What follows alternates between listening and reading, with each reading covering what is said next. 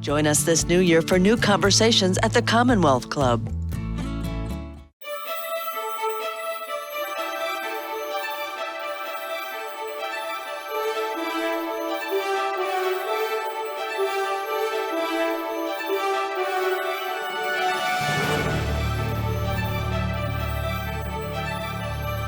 Welcome to the Michelle Meow Show at the Commonwealth Club of California. For our program today, I'm John Zipper, the club's Vice President of Media and Editorial, and Michelle, the co-host for this program. We want to thank the Bernard Osher Foundation. This program is part of our Good Lit series that is underwritten by the Osher Foundation.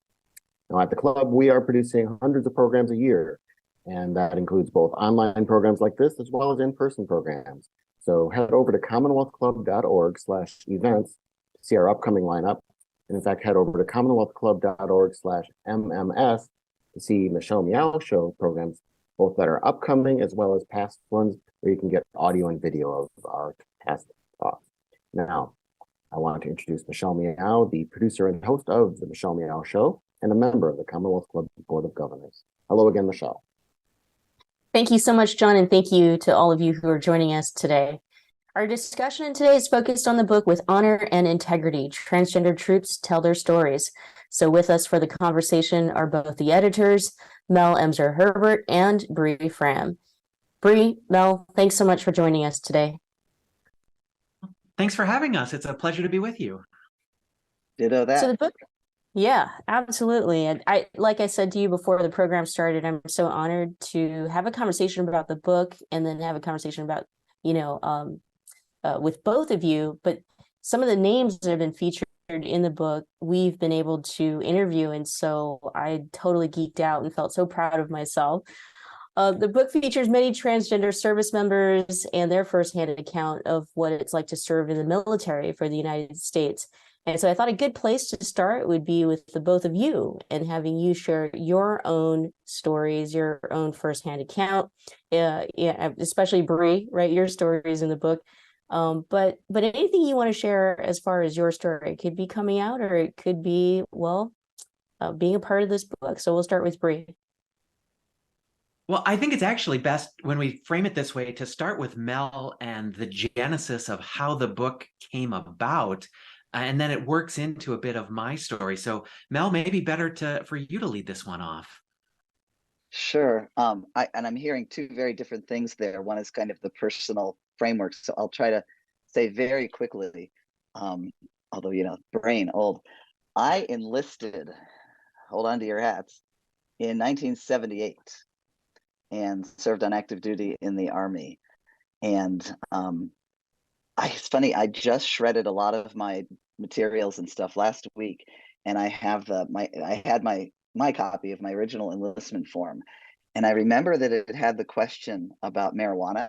I think it also had a question about homosexuality, and obviously I did not disclose that at that time I identified as lesbian, but I went in the service, and as I said in some notes I was preparing for another event I'm doing, I initially served pre-Don't Ask, Don't Tell. So this was a time when each branch had their own regulations. And there were loopholes that when I first went in existed. Those were tightened while I was on active duty, when it was right around Carter Reagan's shift. So I go way back in terms of my own experience, and someone I went to basic training with was discharged for being a lesbian. And when Clinton came into office, I was in graduate school, and I was the state coordinator in Arizona for what was then the Human Rights Campaign Fund efforts to lift the ban. So we'd be here all day if I went all through that. So I'll just say that that really positioned me for the scholarly work I did as a sociologist, which began being centered on women in the military, and then based on what I found in my dissertation work, really morphed into focusing on sexuality. So that's what most of my career was centered on. And around, it was 2010, one of the highlights of my career was serving as an expert witness in a federal case challenging Don't Ask, Don't Tell. But honestly, I was ready to put it to bed. So I was glad for the repeal for personal reasons. I was also glad because I wanted to move into doing something else, as a scholar. And so I did that for a while. And then in 2014, I was approached about contributing a piece to a book, and they wanted it to focus on gender, specifically women. And I said, I wanted to do something on the issue of trans people in the military, because the Palm Center was starting to do some things. And I thought, I want to look at this. So I wrote a kind of very, I won't say dry, I'll say straightforward piece looking at military regulations, because there was no, and I think this is a really important point, there was no regulation that stated transgender people are not permitted. There was primarily medical regulations that were used to exclude trans people. So I did that. And then, and Bree's heard this way too many times, but in fall of 17, I went to a little film festival here in St. Paul that is called Gender Reel, REEL. And the focus that year was a set of, part of it was a set of films about trans military service. Now, to situate us much more recently, this was fall of 17. So in the summer of 2016, under the Obama administration, was, woo, we're going to have inclusive service. 13 months later, President Trump tweeted, no, we're not. And as I sat in that auditorium in October, I thought, what are people doing? You know, I'm not a fan of the cliche, but I always want to go right to toothpaste tube. People came out. People started transitioning, doing what they could. You can't roll it back on people. And I was just, I'm so removed now from that environment. I kept thinking, how are people managing this? And I thought, I wonder if I can get some transgender service members to talk with me. And I was able to talk with about 12 people, one of whom was Bree. And I ended up putting that together, and it was just a short journal article. But I kept wanting to do more. And I thought, what can I do? But I didn't want it to be, I'm bringing my social science lens on your life. I was like, no, I don't have to make anybody happy. Senior faculty, I can do what I want. I want to do something more interesting than, straight out. And I didn't want to make people the subject of my academic inquiry. And I remembered a book that in 2005 I had been interviewed for, that ended up being a series of, sometimes they just included the straight out transcript and sometimes converted it to prose. And that was really the seed for me to say, maybe I can get trans service members to contribute their own story so that it's their voice, their words. And I thought about this and got really jazzed about it. And I reached out to Bree, having been so impressed from our conversation. I thought, I just had a sense, and let me just say, was not wrong. And Bree said, yeah, I'll come along. I don't know what she really thought, but she agreed. And basically that led to us kind of starting to put together what it would look like. And I'll stop there, but that was really how the book came to be, was these kind of little pieces. And ultimately I wanted to be able to, the way I've started characterizing it is be a conduit for getting the stories out, rather than gathering data and thinking of people as research subjects. Hope that gives you a bit of a picture. And I'll jump in there with how that connects with my story, though. Like Mel, if I wanted to tell the story, it's 45 minutes. So we'll give you the short version. And if there are places to dive into, happy to expand on those in greater detail. But I joined the service after graduation from college in 2001. I was looking for civilian jobs, and we were attacked.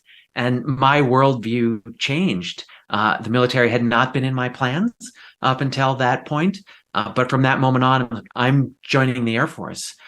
This is what I need to do with my life, because it's something that would allow me to give back, to be part of something greater than myself, and help protect and defend the freedoms that I care so much about and that previous generations granted to me. So that became something very important in my life. But even then, though I may not have had the words to describe it, to understand it, there was a part of myself I knew I was going to have to keep hidden in order to serve my country. And it wasn't until 2016 that Mel mentioned that I was able to come out as trans, which I did on the day that the ban was officially dropped, literally seconds after the Secretary of Defense finished speaking, announcing the end of it. So that's how my story kind of came into it, allowed me to connect with Mel from that point, and then expand into not only the work that we've done here, but my work as part of Sparta, which is an advocacy and education nonprofit that supports on transgender service members, provides them a way to connect with one another, realize they're not alone, and to do advocacy on their behalf. And so telling these stories was absolutely critical, because we found more than anything, it is these stories. It is this notion that we're human, and we serve for the same reasons as everyone else. We do the same jobs that everyone else does, and we're valued members of the team, that resonates. And if there's anything I would hope someone takes away from the book, is that there's no one way to be trans. There's no one way to be trans in the military, but they're all valid, and they're all human, and they're all serving. Bree just told us why she joined. You mentioned you joined back in 1978. Why did you join the military? And how long did you think you would stay in? Were you looking for a career in it? Or was this, I'll do this for a while and do some service? Okay. Like I tell my students, I'm pretty transparent. So I was an undergraduate in Washington, D.C. And I came out at that time really via the two now long gone, but great lesbian bars in Southeast D.C., which were filled with women in the military. And I had always been interested, even when I was really little, interested in law enforcement. And you have to realize this was 78. It had only been, I believe it was 5 years that women had been able to serve in the New York City police force. With not, they'd had, remember, matrons, but just regular old cops. You know, that was the era I was in. And I grew up just, you can't do that. No, you can't do that. You couldn't be in the FBI. The military academies were open to women while I was an undergraduate. Just giving a little frame of reference here for those who may not remember. And I wanted to do something related to law enforcement. And then I found out, and I don't remember how, but I found out that I could be a military police officer in the military. And I'll skip but I looked at each branch and made decisions and decided, okay, I'm gonna look Army. And I initially talked to a recruiter because I'd gotten some background information, but I talked to a recruiter and I said, I want to be in military police corps and I want to go to Germany, then West Germany. And they said, oh, as a female, you get to pick one or the other. We can't guarantee both. And I said, okay, thanks. And I called the next recruiting office and told them, and they said, oh, sure, yeah, we can do that. And so I got a guarantee for both. But here's why I was laughing. The reason I wanted to go to West Germany is that I was involved with someone at the time who just gotten orders to go to Germany. And so that's actually why I wanted a guarantee. Now, we broke up before I got there. But that is, in fact, why I ended up choosing to serve overseas. And at the time, I wasn't necessarily thinking career. I knew, though, that I just graduated. I wanted to enlist because I don't remember where I got this, but I knew that if I decided to stay and I wanted to eventually be an officer, no offense to Bree, I wanted to have enlisted experience behind me. I wanted to do that first before going in, as a second lieutenant. And ultimately, so I did my 3 years. I got out. I was in the reserves, and I was going through all the hoops. So I ended up going to Fort Benning and getting my commission. And I was planning on going back on active duty. And I talked to a recruiter who knew that I was a lesbian, who said, let's think about your goals. And basically said to me, I think you should stay in the reserves. I don't remember the details of the conversation anymore, but basically talked about really what he was seeing and stuff and discouraged me from going back on active duty. And so I ended up staying in the reserves for quite a number of years after that, instead of going back on active duty, which had been at that point what I had intended to do. Was his, not to get too far into this, but I mean, do you think he thought he was actually helping you in that? And do you feel like you were helped, or do you really wish you had stayed in? given what was happening at that time, I really think he felt he was looking out for me. And I knew so many women and lesbians in the military that I don't think he was at all misguided. And this would have been this was around 1985. So yeah, I got my commission late in 85, so that was right around then. And it's so hard to say, you know, if I had done it, I would, I mean, let's be really practical. I'd have been retired for a really long time now. I might have some nice coin coming in, you know, but went a different path and it's worked out really well for me. And when I wrote my application for graduate school, what I wrote and this was in 86, I said, because you had to describe your intended research agenda. And I said, I want to study issues of gender in the military. And so I was, you know, I went down the other fork of the path, but the way they came together has, I think, worked out well for me. And Bree, you did tell us why you joined. I'm curious about, did you go in, you said you were kind of inspired by, you know, the attack and patriotism. Were you thinking you were going to be in there for that emergency, or were you looking at it already at the beginning as, I guess what I should just say, when did you kind of realize this was going to be a career? Because when we hear a lot of these stories, we get, you know, we hear different people have different goals, but really the folks who are ready, I think, to kind of stand up and fight for their rights are ones who are hoping to be there a long time, and as well as to make it good for other people who are there long time. So what was your thinking? I went in with eyes open to a world of possibilities. I didn't think I was going in with a sure plan of do 4 and get out, or do 20 plus and stay in. But what I did see at the time was this was a path where I could do the things that I cared about, you know, for others, and to do the things that we already covered of, you know, hey, this is bigger than myself. But it also was a personal path to fulfillment too, because I wanted to be an astronaut. And the military, through being an astronautical engineer, you know, the path was clear. Go to test pilot school, be a flight test engineer, then apply to NASA and be an astronaut. Turns out along the way, I had a little issue with my eye where they had to seal a cut, a partially torn retina. And when I then applied to test pilot school, I had to get a physical, and they're like, had you already been qualified, this is fine and people keep flying. But because you're not perfect and we have enough perfect applicants, don't bother.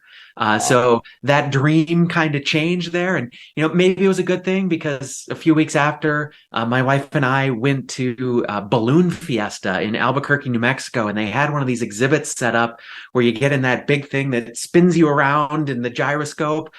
I puked all the way home and learned maybe I've got a little touch of motion sickness and might not have done so well. But I still hope to, you know, maybe in 10, 20 years, buy a ticket, see Earth from orbit, and make that dream a reality, because that's still really important to me. But it turns out the military offered me so many opportunities to do some amazing things, meet incredible people, and have experiences I never would have any other way. And I hit 20 years just a couple of weeks ago for my time in service, and it still feels more like a beginning than something that's nearing the end, because there's still so many things out there that excite me. And now being part of the Space Force from the beginning, what an opportunity to help create and shape an inclusive military culture that values all of us for who we are and enables everyone to reach their full potential. So didn't start that way, but turned into an amazing career, and I am still excited about what's to come. Wow. It's a whole lot of hope. And excitement, of course. That's what you mentioned. Mel gave us an overview of the history of the military policies that impacted the L, the G, the B, and of course, you know, the T, our transgender community. But let's fast forward to those weird times when policy changes were announced via Twitter, and the Donald Trump administration and that ban. I mean, you know, what was going on? It like you both described specific relationships that acknowledge high-ranking officials in the military were, you know, they acknowledge LGBTQ service members, right? Like it wasn't like this thing where it was non-existent to them, and we're serving it together. And so then you have this ban, this all of a sudden ban. I mean, what do you think happened there? Where obviously Donald Trump, I don't know, I'm not going to try to get into his psyche or mindset and it all political, but want to hear from both of you, especially Bree, like what were the experiences during those times serving when that ban went into effect? Yeah, we can certainly still speculate about why it happened. And there's 1,000 different reasons, some more plausible than others. But when it happened, and there are a lot of these descriptions in the book from people who are currently serving of what that was like to serve through that day, I think in general, the reaction was simply shock. Where did this come from? Yes, people asking, why is this happening? But what now? What next? Is a tweet an order? Is that direction to the Department of Defense that they have to turn into policy and then carry out? So it was just this bolt from the blue where we had to figure out, okay, what happens next? What do we tell people? What do we tell the people that are currently serving about what to do? Everyone was looking for guidance.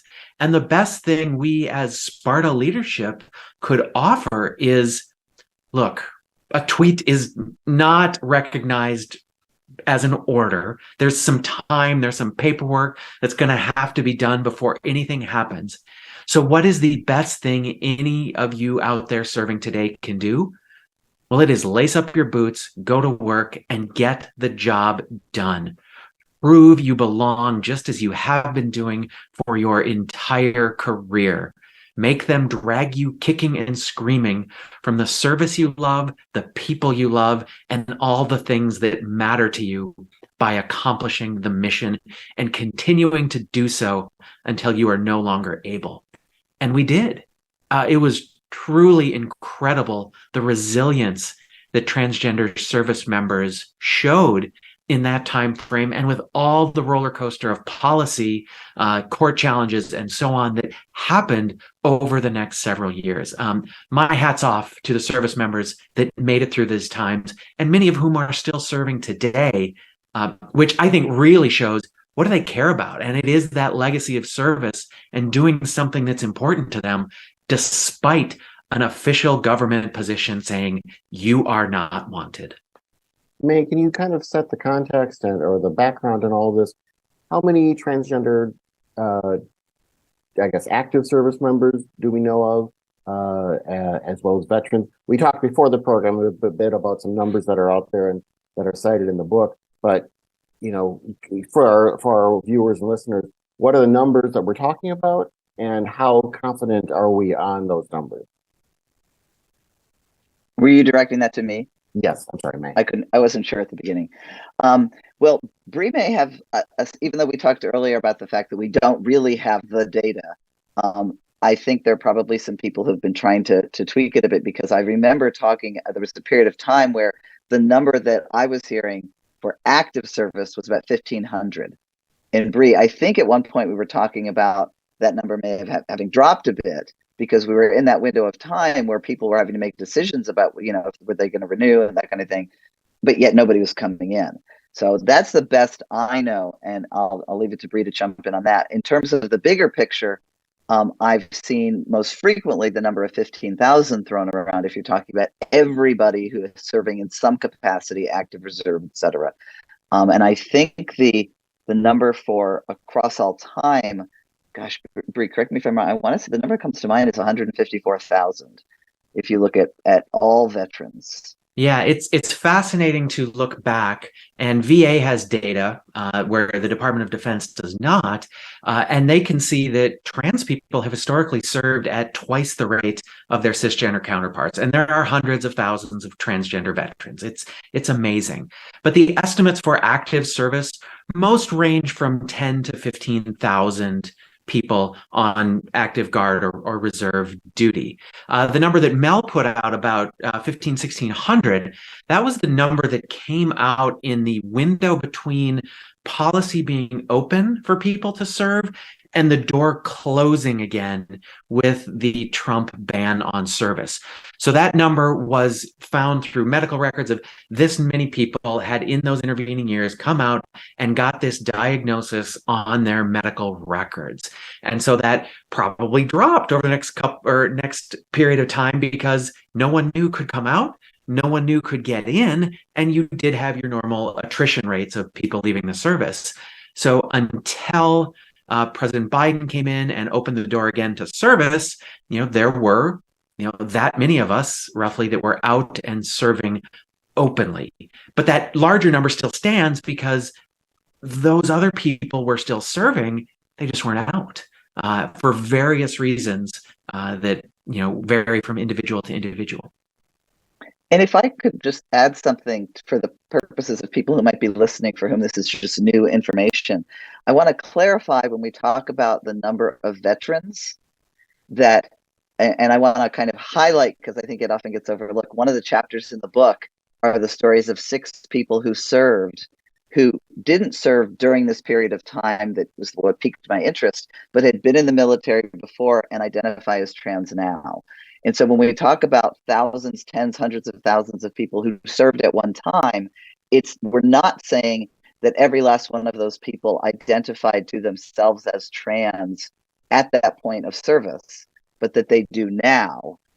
And then there's everything, if you think of it as a spectrum, there's everything from the person who went in knowing that they identified as trans, but that they could never say anything, to people who had no clue, but now as a veteran have come out as trans, and so trans veteran. I didn't want people mistaking that we were saying, and there have been thousands of people secretly serving. That's not the picture that we're trying to paint. Yeah. No, great point, Mel. And I was fascinated by those stories, really, of the folks who did end up leaving, the military, just believing that it was never going to be a space in which they could be themselves, or then coming out and identifying as trans later on.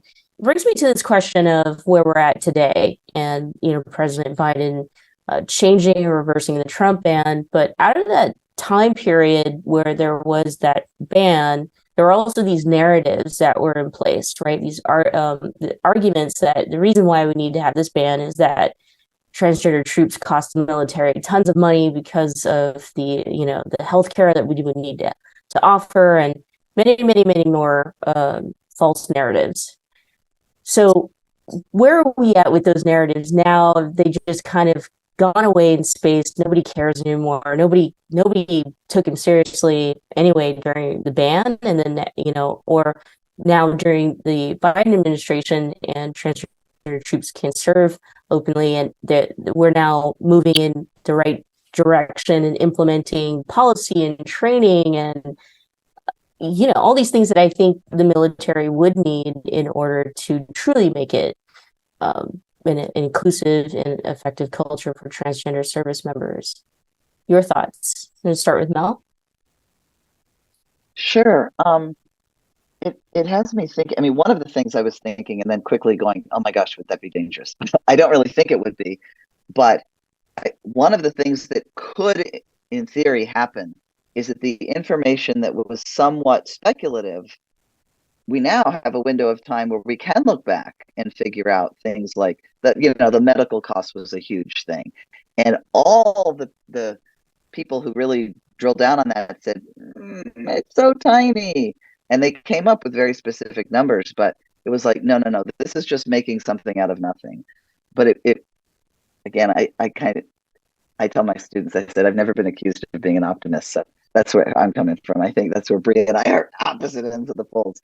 But I think we could probably get that now. And I really do think optimistically that what we'd find is that was a big nothing, that the numbers are just not there, as you were speaking, I was thinking of that first book chapter I mentioned, and one of the pieces of the medical angle that I found so amazing was the very specific argument about being able to be deployed, being able to serve elsewhere. Oh gosh, we can't support you. Oh gosh, we can't do that. Our system can't handle it. And someone named Diane Mazur, who was with the Palm Center, did some, in my view, really great work looking at the degree to which much of the same care was already provided to cisgender service members.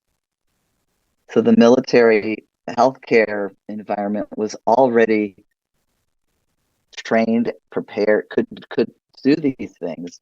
And then the one that I really like to always kind of in my classes get into, it's very brief, but it's the fact that there are certain treatments that were available, for example, to cisgender women because of their medical conditions, and yet were denied to trans service members. Same exact thing. So tell me that that's about something more than bias and exclusion when that same care is already provided. And I'll stop there and kick it to Bree. I'm sure she has something to add. Yeah, you talked about the arguments against transgender service. And it's fascinating as we dive into them to look at the fact that they were the same arguments levied against African Americans. They were the same arguments levied against women serving. They were the same arguments levied against lesbian, gay, and bisexual people serving. They were the same arguments levied against women serving in combat after that. It is this recycled set of fallacies over and over again against what's the next narrow minority that we are including in the military, because they are going to disrupt unit cohesion. They are physically or mentally incapable of serving in one way or another, or they, as Mel talked about, are medically incapable of serving. And each of those groups, as they were incorporated into the military, proved not only just how wrong those arguments were, but how the military got stronger and better from incorporating them. So the arguments are not only disingenuous, they can potentially be damaging, because the way we are going to fight and win wars in the future is with brain power. And if those brains happen to be in a trans body or in any other body that has been historically marginalized, we need to be an environment that welcomes them in and that takes advantage of that brain power that is going to enable us to fight and win in the 21st century. Mel, you mentioned no one's accused you of being an optimist. So let me be even more pessimist. We saw the Obama administration very late, admittedly, out of its 8-year term in office, but finally, make the decision to allow open transgender service. We saw the Trump administration change that. We saw the Biden administration change that. In 2024, we could have a President Kemp or a President DeSantis, or we might have a Biden again, or maybe Harris. Who knows? But I mean, what is there a feeling within the service that, okay, things, I'm asking this poorly, have things advanced far enough where you couldn't, as you say, put any of that toothpaste back in, or could someone pass again, do a tweet and change that policy again? I mean, could this ping pong back and forth until eventually we get to stability on it? I guess I would ask each of you that, because I'm curious on what you think. There's what can happen, and then there's, I think, what's perhaps likely to happen. Because as you described, it could boom, boom, boom, boom, right? Now, one way to defeat that would be, and it again, things still can change, but there are levels or gradations of difficulty. You can change policy more readily than you can change law, and on, right? But here's where I'm going to contradict myself and put on my little optimist hat. I actually like to think that the longer we go with trans people serving and being in, positions, whether that's, a junior enlisted person just doing their sting everything every day, or somebody in a much more elevated position, or what have you, people are getting to see that they are working with trans people who do their jobs, who do it well, and who make a valuable contribution. And where I get hung up is if you look at a particular administration or the makeup of Congress, they can do all kinds of things. And I'm not convinced that they necessarily would listen to military leadership if they said, "Well, please, you're going to hurt us. You're going to mess us up if you create this situation." There's an interplay, and I'd love to hear what Bree thinks about this, where Congress could do all this stuff and the military could just kind of do the slow roll. Now, I don't know how that would really play out, but I like to have a degree of confidence that every day that passes is going to make it more difficult to roll this back. I will again pull this back from that historical perspective, and that as we talk about the integration of all those groups into the service, we need to note that it's been done by executive order, not by act of Congress. So a future president still has the ability, with a stroke of a pen, to change policy on this, unless Congress passes a forward-looking bill to guarantee the opportunity, because service is just, it's an opportunity, it's not a right. None of us have the right to serve, but Congress could pass something to say we have that opportunity. And to a lot of people, we're still the boogeyman. There are rumblings both in Congress and in potential future presidential candidates that, yes, they would want to turn back the clock, that we remain a burden on the service, despite evidence to the contrary. But like Mel said, I remain hopeful that it does get harder and harder with each passing day of us doing our jobs. And having a military without trans people, my dream is that that would be just as unconscionable as having a military without any of the minority groups that have served with such distinction over the years.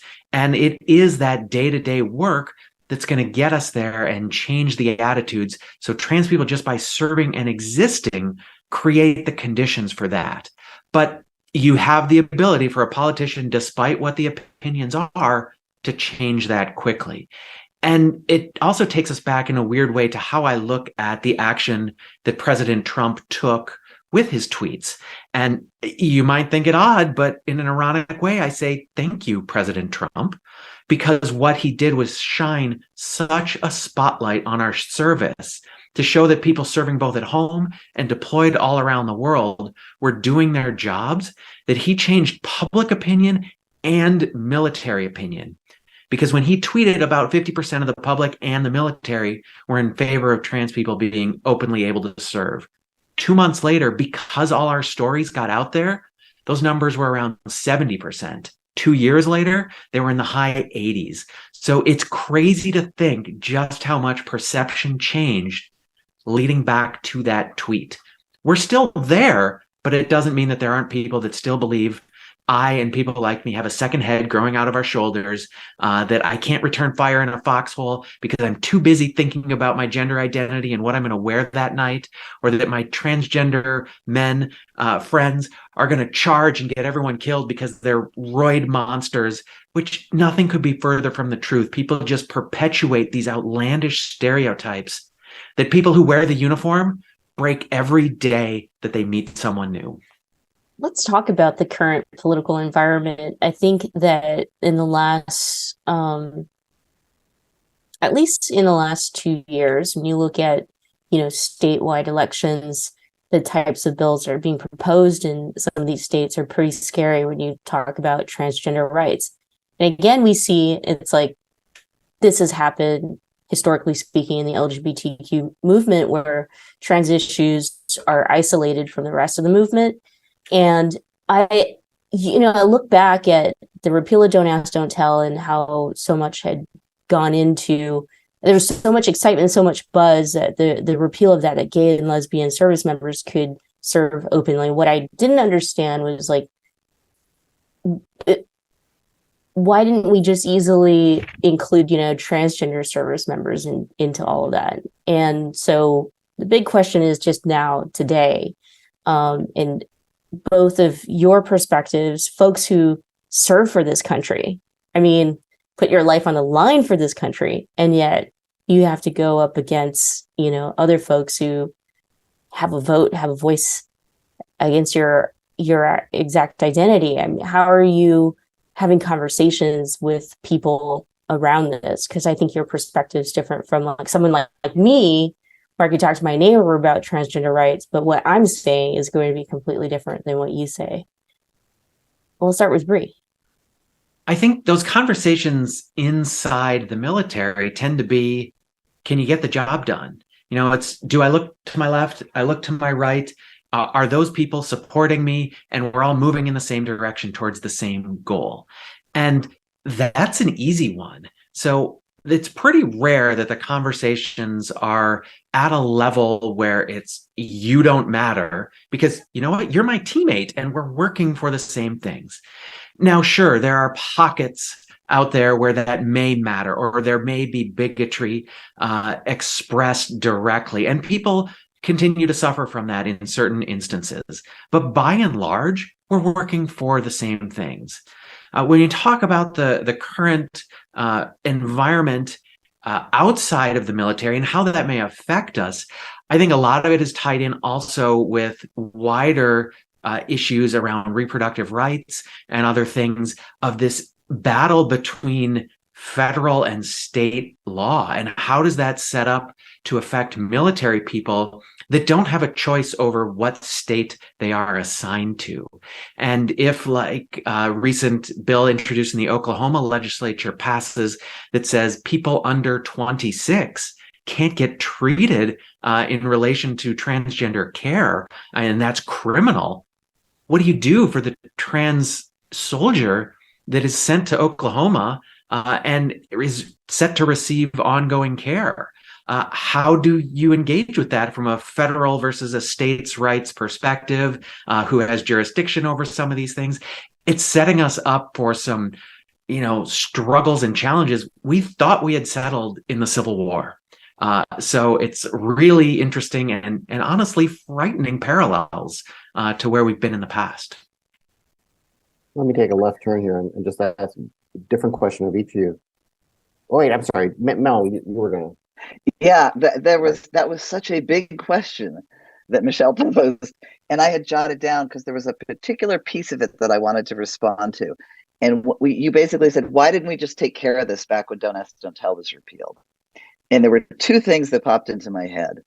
One, which maybe we never like to talk about, is the infighting within what I will call the LGBTQ community. Back around that time, there was a big fight about whether or not we should be doing anything about the military, because I remember being at one march where it was the gay veteran, and I say because it was literally said gay veterans contingent, with the Veterans for Peace behind. And so there's a lot of infighting.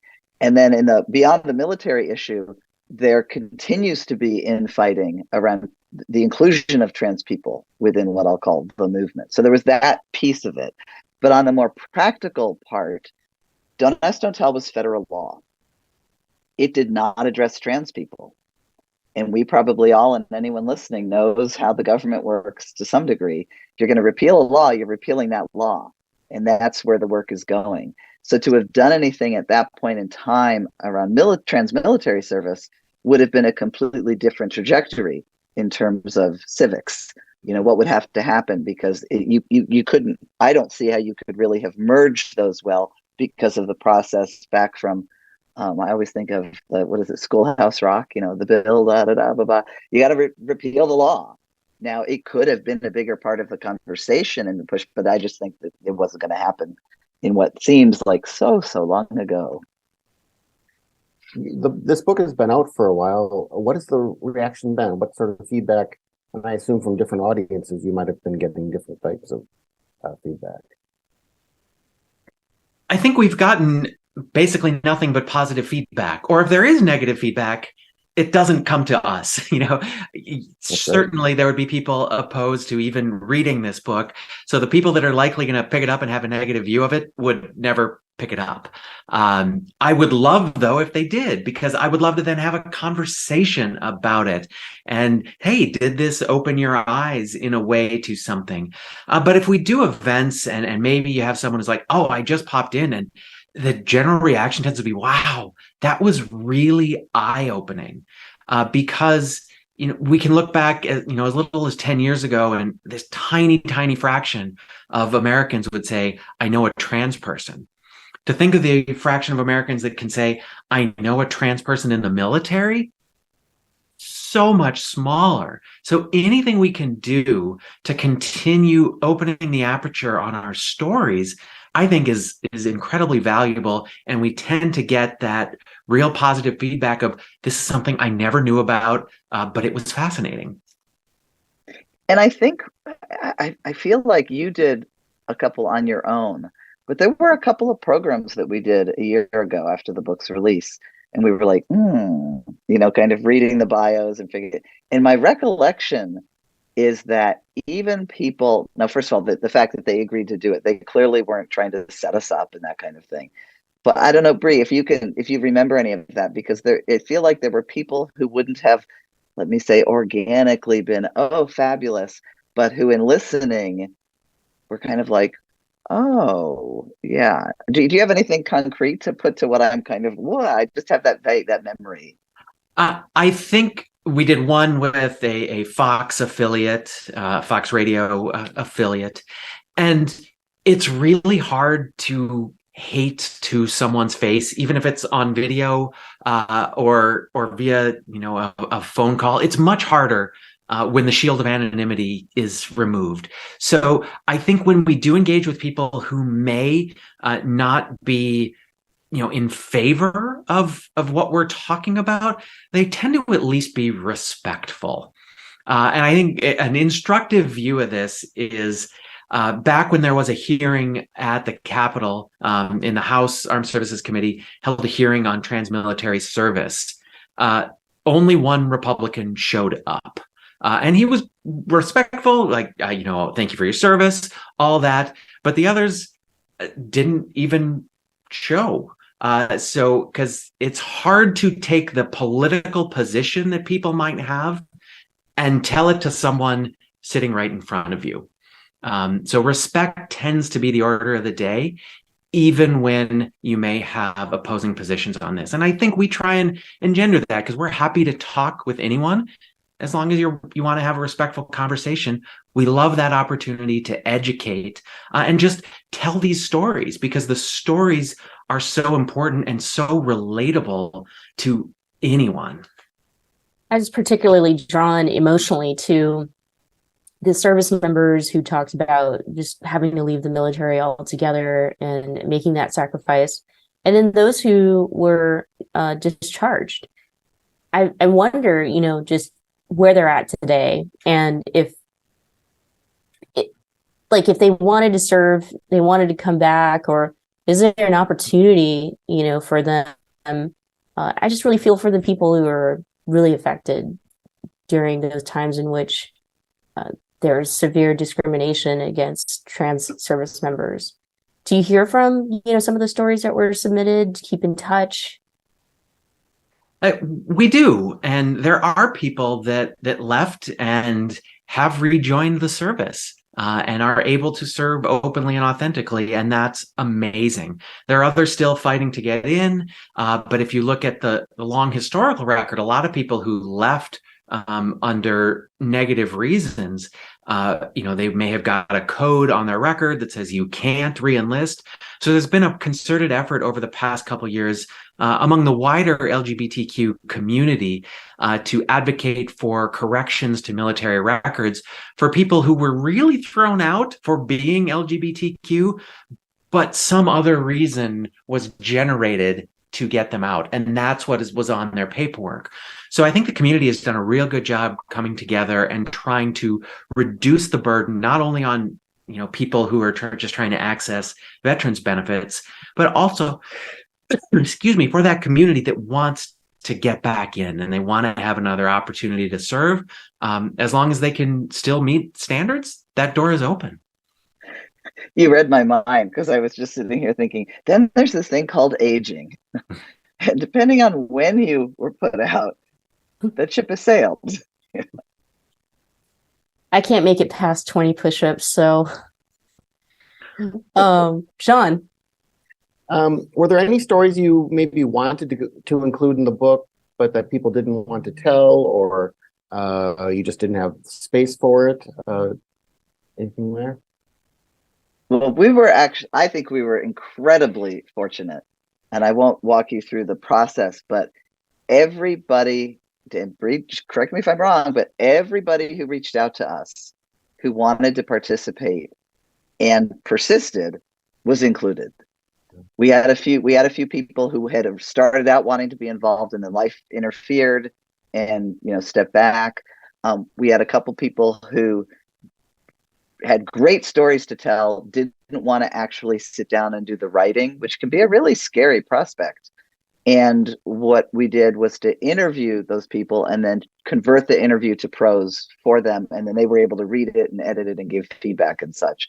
But we didn't set up the kind of process, and we didn't have, say, 100 people where we then had to choose. And part of that's by design. There's a reason I'm not a manager. People think I'm if I can say this, hard ass, but it would have just crushed me to have to tell somebody, yeah, we're not going to include that. So I was just thrilled that as this went forward, anybody who wanted to be involved was able to.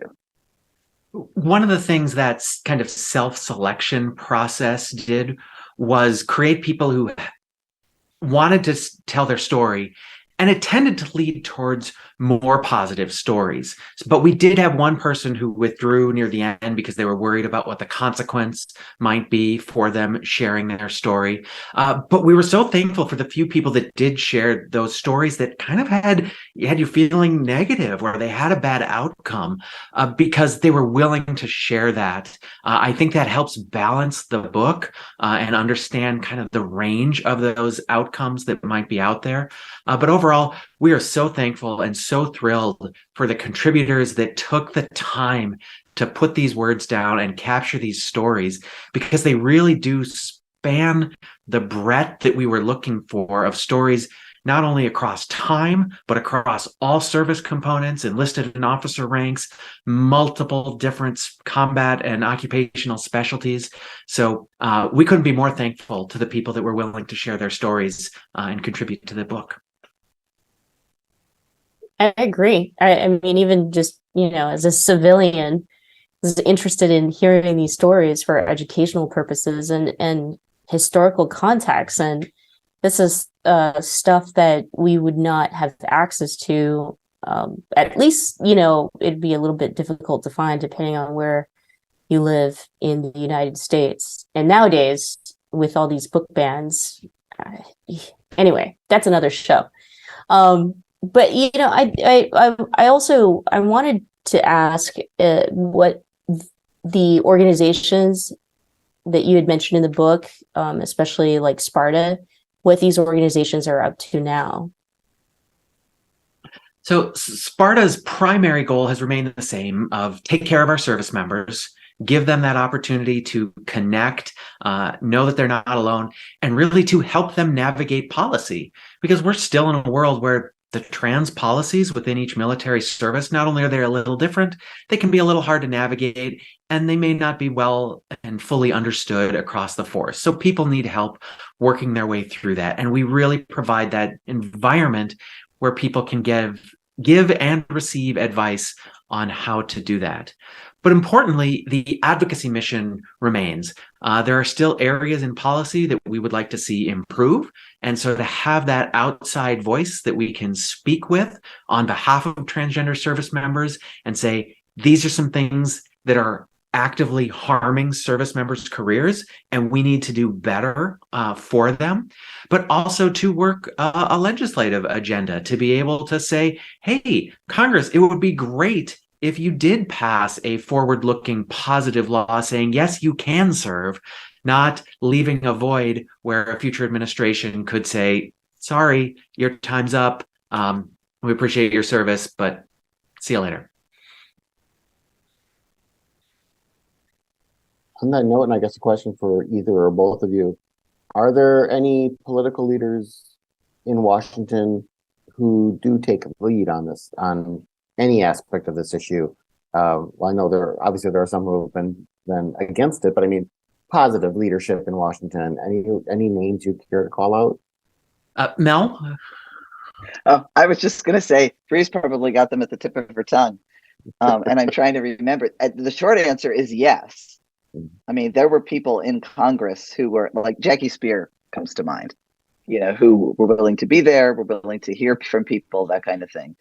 And I'm blanking on the person that's buried in the back of my mind, male member of Congress. But I guess I can't come up with the names off. And I, quite honestly, I haven't looked down through 535 names to figure out who's still there, But I think, I feel like Bree was making a little bit of a face there, but I think there were people, elected officials, who were saying, come on, let's, and oh my gosh, this is terrible. New York. Senator Gillibrand, you're thinking of. Thank you. Yes, because I'm picturing the picture with Blake, I think is one of those, but yeah. Yeah, there have been a number of politicians that have actively engaged on this issue. We had several trans service members as invited guests to the State of the Union a few years ago. And so there are allies everywhere in both parties, because we truly believe this is a nonpartisan issue. This is about effectiveness in the military and enabling us all to reach our full potential, both as individuals and collectively as members of the military.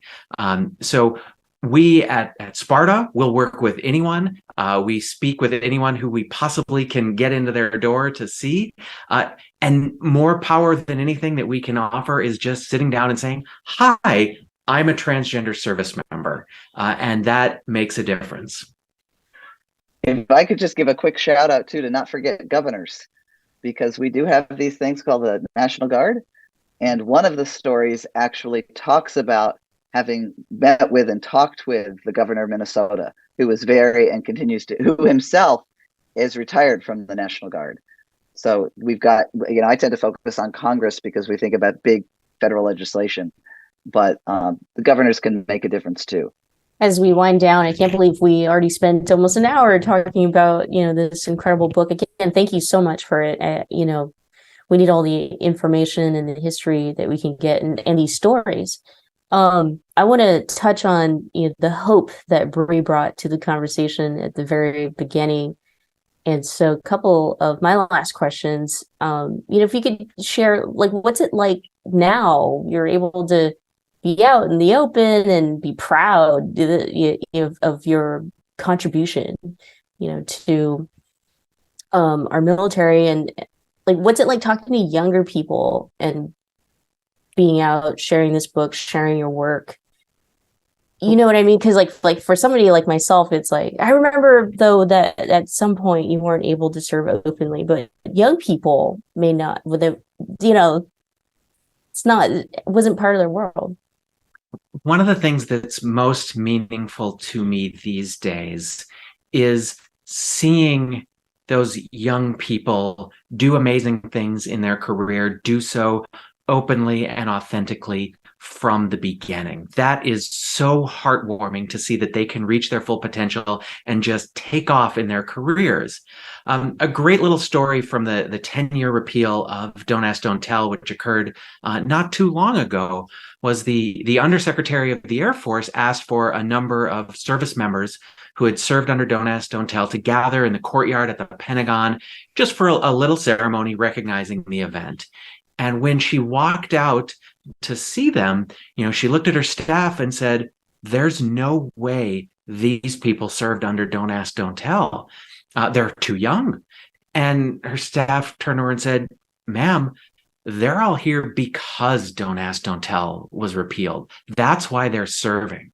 And it's the same thing with the new generation of trans folks that we have joining the military. For them to be able to do so, to have the military as an option for them is incredible, because we need to embrace their talents. They are going to make us stronger. And if I can do anything to enable their success, that is so valuable to me. So to be able to use my position, things like this book, the power of story, and so much more to help create inclusive policies, mission accomplished in my mind, but there's still a lot of work to do, and we're going to keep doing it. And I'm so excited for what that work is going to be like and the effort that we have to enable people to be their best selves. I have a quick question. Mel, for anything Bree. to add to I'm that? sorry. Oh, go ahead, John. No. Go ahead, Mel. Well, I was just going to say, I don't actually interact with military personnel frequently, but I am, for the first and last, because I'm retiring, time going to actually use this book this semester in one of my classes. I'm teaching a class called LGBTQ plus lives, history, identity, and social change. And we're going to end with a module on the military. And I'm really anxious to see what students think. What they're, these are people who, for the most part, we're a very traditional population. So maybe in the Guard, Reserve, or something. But for this, it's going to be new stuff, and I'm looking forward to hearing what their response is. That will be interesting. And, also, are you working on any future books? I'm not. My dean keeps asking me what's next. I'm like, well, I'm retiring. But I've come up with this phrase for people. I say, you know what? There a lot of academics, when they retire, the only difference is they stop getting paid. And they just keep producing. And I've got other stuff I want to do. But there is a book that I've had in the back of my mind. When I took that break from the military, I worked on wrongful convictions. And I've got mounds of material for a case that I was involved with. So if I ever do write another book, it's probably going to be that one. But I'll let Bree pitch what she's doing.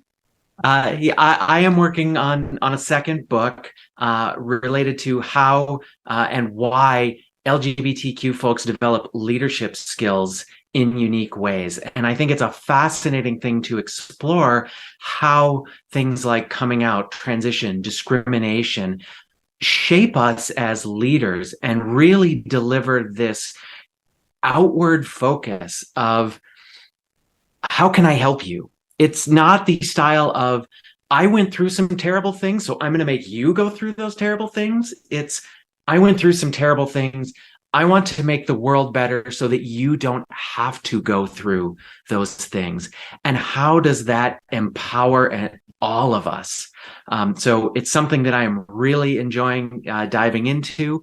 Also, I have a podcast titled Forged in Fire, which just released last week, which is talking with some of the people we've spoken with for the book and many other LGBTQ leaders about how their experiences shaped them into the leaders they are today. So a rich field to dive into, and I'm really excited for the work we're doing there. Well, thank you, both of you, so much for the work that you do and you continue to do, and incredible inspiration for all of us and our communities. Thank you to all of you who joined us today for this conversation. And so if you haven't done so, pick up a copy of With Honor and Integrity, Transgender Troops Tell Their Stories. John? Thanks again to our special guests today, as well as the Bernard Osher Foundation for underwriting our Good Lit series. And thanks to all of you for watching and listening. Have a good weekend.